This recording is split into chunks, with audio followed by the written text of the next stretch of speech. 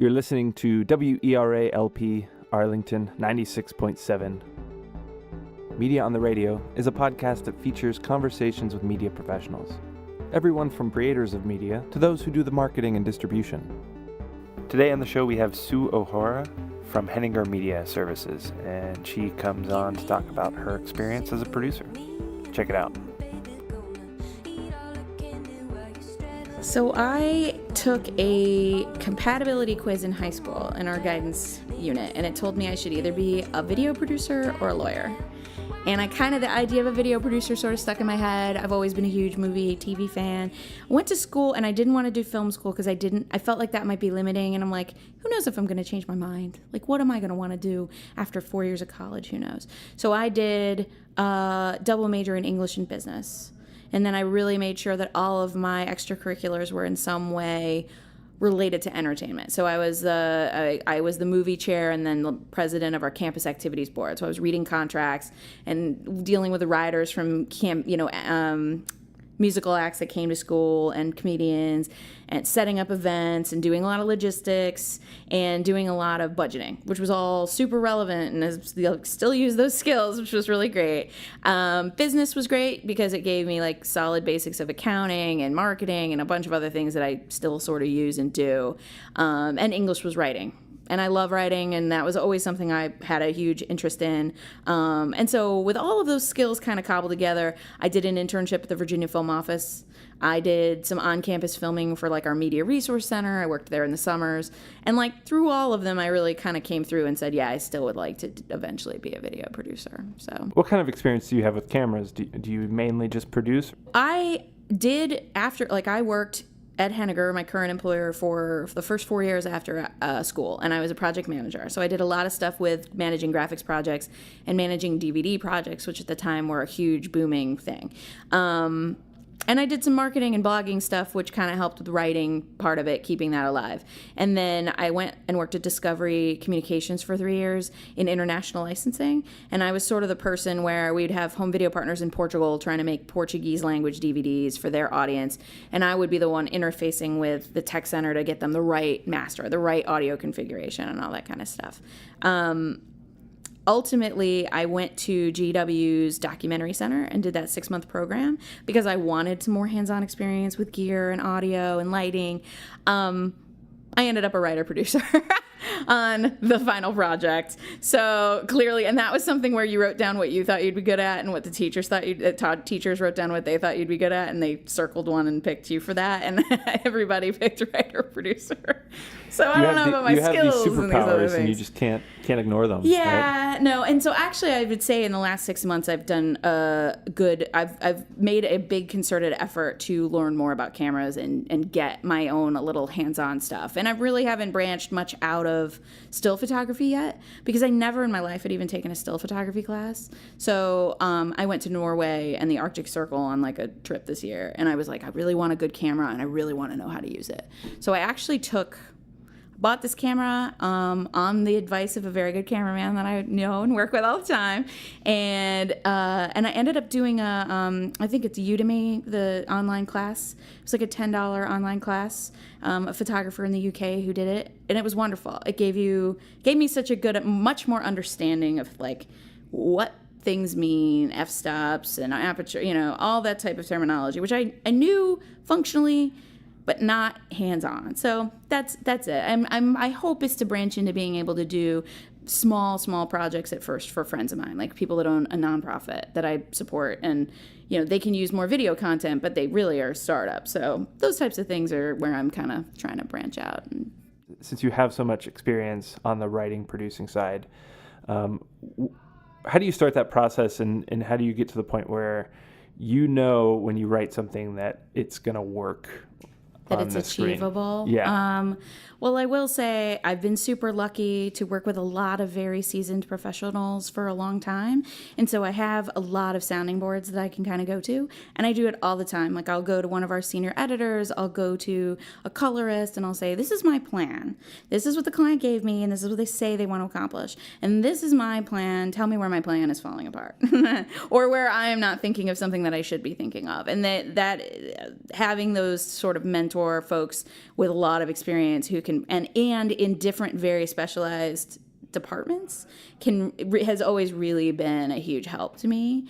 I think I am somebody who almost storyboards on paper a lot. Like I will, I don't know how many people do this. It's the folks that I learned how to produce from are really strong on this, but kind of client gives you a concept and they give you, a sense of what they want to say. And it's a documentary piece, so you're going to be shooting everything for it.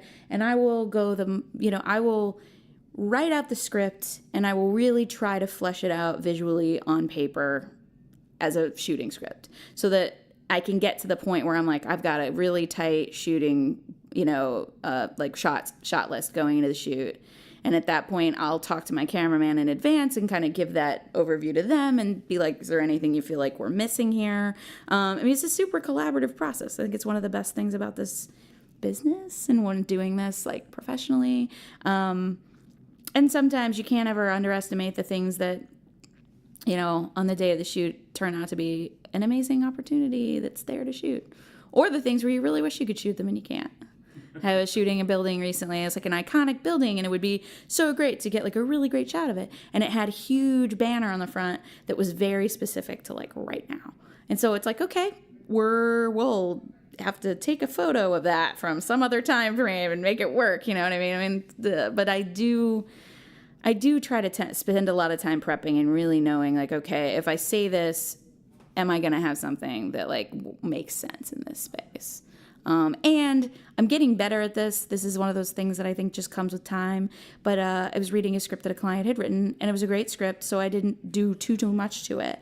But when I realized in reading some of the pieces of the script when I had it in front of me on the shoot, that the way they were talking about showing a space ended up incongruous to what we could realistically shoot there. We needed people, and they needed to look like certain types of people at a certain age, not young people that work there, but a different demographic, and they just didn't exist. So it's kind of one of those things where you're like, because I had everything with me on the shoot, I had the script, I had my shot list, I had, all the pieces in my brain at that point, I was able to go to the client on set and be like, look, we're going to shoot this. We're going to get great footage of the room because I know you need that. But like when it comes to scripting, we may need to like change this around a little bit just because my ideal shot for this isn't there. So, and we had one day to shoot. So we talked before, and you were saying that a lot of times, especially on bigger budget projects, they've gone through a strategy session or some sort of document exists, a creative brief from maybe an ad agency or a communications firm. And from your perspective, how do you translate that to a video script? Because maybe it's too broad, or it's kind of doesn't really, speak to what they're actually trying to do. And then also, given your experience, not to ask you two questions, but given your experience, do you try and steer clients to what works, and even in terms of length, in terms of, what's going to be their appeal, or they're appealing to an emotional appeal, or however? Do you discuss that and take them through that process? I definitely try to talk to people when I think the length especially is incongruous with their budget or what they are trying to say or the audience they're trying to reach. If somebody comes to me and says, I really want this for like mainly social media, and they've got a 5-minute script written out, I'm like, oof, I don't, that's something where I've definitely spoken to clients and said, I think instead of doing a 15-minute video about this, you should reimagine this as 5 2-minute videos. You know what I mean? And then you can release them one at a time, and you can build a little audience for this series, and you can, I think make hay with that. A lot of times I get a creative brief, and there are a lot of times coming from communications people, so they're pretty detailed, which is awesome. So they'll say, this is what we want to say, this is the audience we want to speak to, this is the emotion we want to get across, this is what our call to action is, or what we're trying to get people to do at the end of it. And all of that is really great. I think a lot of times that's enough for me to go off and write a script and then bounce it back to them, and they'll say, you got it. Or they'll say, some of these I don't want to put as much emphasis on as these other things. You've imagined this shot of kids rallying around, like a central figure, and we don't want to get into that for XYZ political reason, which a lot of that stuff doesn't make it into the creative brief. And so that's a lot of times where I think there's It's usually good constructive back and forth on it, but that's where there's constructive stuff. And then I also had projects. I'm working on a 20-minute animation project right now, and the subject is very, it's procedural and it's very detailed. And so instead of starting right off and trying to do a script, I took a bunch of medical documentation and like flip charts and other resources, and I made an outline, like a very detailed outline that ultimately a lot of the language I used in the outline I ended up using in the script too, but at least I knew I was putting a process down in a very obvious like sequence, and they could come in and say, that can go, this should switch here, blah, blah, blah. And that was kind of amazing because for as long a project as it is, we did one version of the script, they came back with changes, and then we could move right on to the next process. I'm curious this is selfish for my own purposes, but, it's there are a portion of my clients that see me as a fixer, and that's ultimately why they might go with me, is because I'll give you a scenario. They are maybe a middle manager and they get tasked with making a video on a certain subject. They don't have an ad company or a communications firm to work with, so they kind of write up a creative brief and they give it to me. We shoot some interviews and I'll kind of put something together based on that. It's not the ideal way to do it, but that's kind of how it works. And it's seen as kind of like, okay, I'm going to go into my laboratory and kind of make all these things work and make it coherent. Does that happen? Are there projects that you kind of take creative control of? And yeah, I've definitely had some clients that have come in with a pretty vague, I got to make a video about this. Where do we go from here? And that, or people coming in and they've got some footage, but they don't really have anything to go with it. And in some cases that turns into, hey, well, we could do infographics that help get a lot of data heavy stuff you want to say across, and then use your footage as a bridge to kind of get to these different places. And so, yeah, I do end up with a lot of those types of jobs where they come in with like missing pieces, or, they come in with an outline and it has to become a script. And then you're trying to figure out, well, what footage is going to have to fill these gaps and make it work, or needing stock footage, which I don't like to go to and have to use a lot of the times because it just doesn't look as authentic, as stuff you've shot or photos that you might be able to dig up. A lot of times it's sometimes like people will give you, I think, for something that's made out of footage that they own or photos that they own, they will underestimate how many things you actually really need to create a video of the length that they want. Where once you realize you're like, I'm only going to really want to linger on a photo for 3 or 4 seconds, and you've only given me 20 and the video is 2 minutes long, you're like, the math is not working out. We got to find other materials to make this story happen. And so I've definitely started projects, realized that, and had to send them back to like scour the archives, find more materials. The more the better. You know what I mean? Looking at an audience of individuals trying to transition into this industry, or folks in high school, college now that want to pursue a career, what would you say? The industry has changed quite a bit, and it's what I would say is stratified, where you have individuals like me, solo practitioners that have a small business, and then you have still the established media firms, and there's a bunch of different kinds of projects within that, including social media, which is new and developing still. What advice would you have for somebody, say, that wants to be a producer writer? So if I were back in college now, or high school even, I would have gotten, I think, a lot more focused about getting involved in like the AV Club. Because to my feeling now is that the more skills you can build or try out, or at least put your foot in the water on, but even I'm on Movie Set Memes, that like Facebook group. And then, I've worked in this a long time, and even just being a part of what seems like a totally frivolous, jokey Facebook group.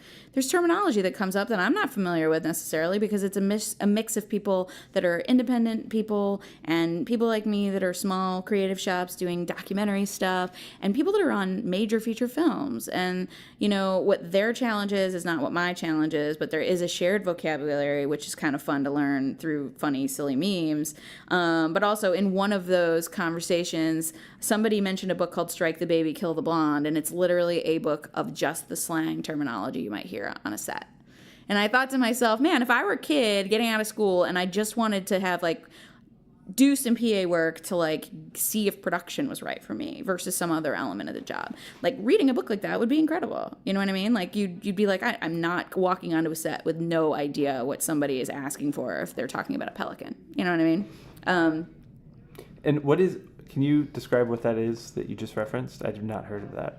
Movie set memes. Movie set memes. So it's a Facebook group that one of my coworkers invited me to, and it is literally just people posting silly memes about the film and television production industry. So it'll be stuff like somebody will say, "What's the worst craft services you've ever seen?" And it is a picture of a red pepper with a top cut off and a tea bag in it because somebody ran out of cups. And you're like, that is as terrible as it gets. To somebody, posting lots of funny things about the mismatch between budget and expectations, for instance. And so it's silly and it's funny, but it gives you a sense that that's something that is a worldwide struggle. And it's an international group. So you see people responding in Portuguese and responding in, French and tagging their friends who are film crew in Croatia. And you're like, everybody has this issue. And that's just kind of nice camaraderie, but also you do learn some random things from it. Right. Yeah, a friend of mine was working as an actor in LA for a year or two, and he said he did want to, when you first get there, you do these whoever will bring you on. Yep. And it was, I think, a student film where they had 20 crew members and they all split one medium Domino's pizza. Yes. Yeah. There's a lot of jokes about that. Cutting the slices in half. So you're full-time, but you work with a lot of freelancers, and this industry is based on, a lot of work from freelance. And what advice, if people are going to start as PA and work their way up, would you have, since you have experience with a lot of freelancers? I learned the terminology. The more you learn the terminology, the more people will start to trust you on set with bigger and bigger chores, and then you can get into stuff like, script supervising, and you can start to branch in, or maybe lighting is the thing that you really like. I think PA. Take your downtime. Don't do it when everybody's busy and running around like crazy. But lunchtime, perfect time to grab somebody and ask them a few questions. I love it when PAs do that, and I can give them any amount of information that they're looking for. Stay on your parents' health insurance as long as you can, because that's, I think, the biggest challenge to where our industry is going. I know that I have an extremely rare position in still being staff someplace as a writer-producer. And I think a lot of people, that even people that are very established in the business have trouble with health care because it's so expensive to try to cover on your own. So, take advantage. If you feel like coming out of college, your best option and the thing you really want to do is freelance and try to get in, or at a PA level and work up. Just grind it out as much as you can while you can still have that safety of health insurance. It sucks that that's such a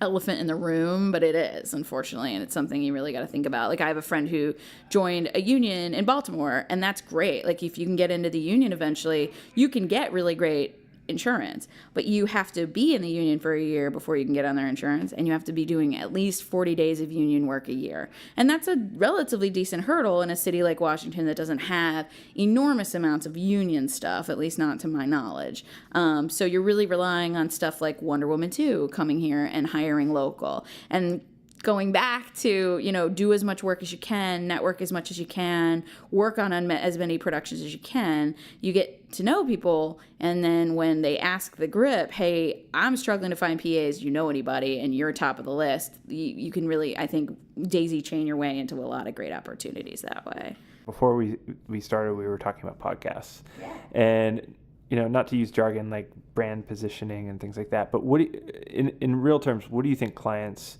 are looking for out of video or media or podcasting or whatever? What kind of media products do you see in the future being a viable option? Well, I think the big change that I've seen in the last few years is that more and more of my clients are coming as communications people as part of like a corporation, a nonprofit, an association, a law firm, or like whatever it is. They're coming from non-direct,